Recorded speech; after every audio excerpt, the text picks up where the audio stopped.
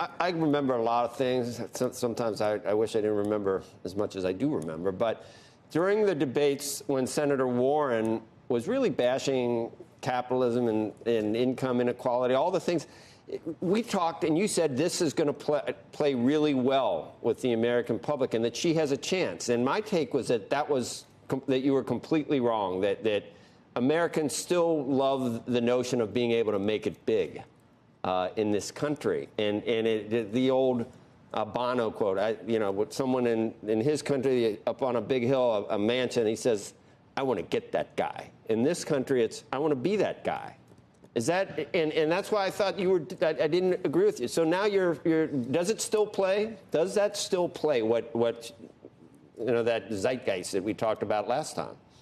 It does still play, but there are things that play even more.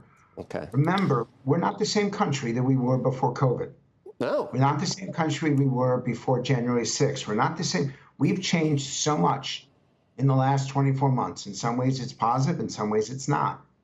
But when it comes to taxes, it is still a lower priority for people than it is to affect their day-to-day lives, which is what inflation is doing. Yeah. And the fact that inflation is affecting food and fuel more than anything else, things that people consume, that's significant. Now look at this. You see, Frank, we got the adults back in charge. We got the adults back in charge. The bad orange man's gone, and now he's at 30%. The new guy. Hasn't that changed too? But look at the chart that's in front of you. Even 62% of Democrats think that generically, taxes are too high. 78% of Republicans. These are significant numbers. But if you simply ask the question, should we raise taxes on the wealthy, the public does say yes. What's interesting is they're opposed to the death tax because they think it's inherently unfair. They're opposed to confiscation of taxes. They believe that this will be helpful to your audience. The average person believes that if you, and even right there among Democrats, when you say taxing the wealthy, Democrats say we're not taxing them enough. Right. When you ask people what is the proper tax rate for any individual, it comes somewhere between 25 and 33%, between 1/4 and 1/3 of their income.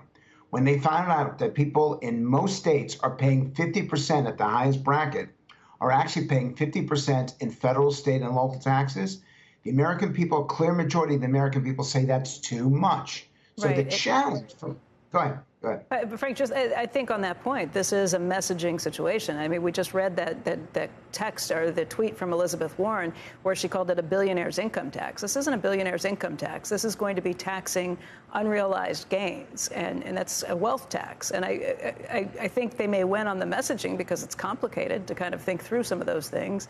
But even if you don't think all that much of billionaires, even if you don't think of that much of somebody who makes $100 million, which is where this really kicks in, not at $1 billion, the idea of taxing unrealized gains is a new step. That's a new game. That's not an income tax. And that frightens people. How much information the government has to collect, number one. And number two is who's going to value this? Who's going to determine that your painting or your coin collection or your baseball cards are worth X, Y, or Z? Your NFTs. This is NFTs. This is a very concerning tax to people. And I go back to my initial comment here.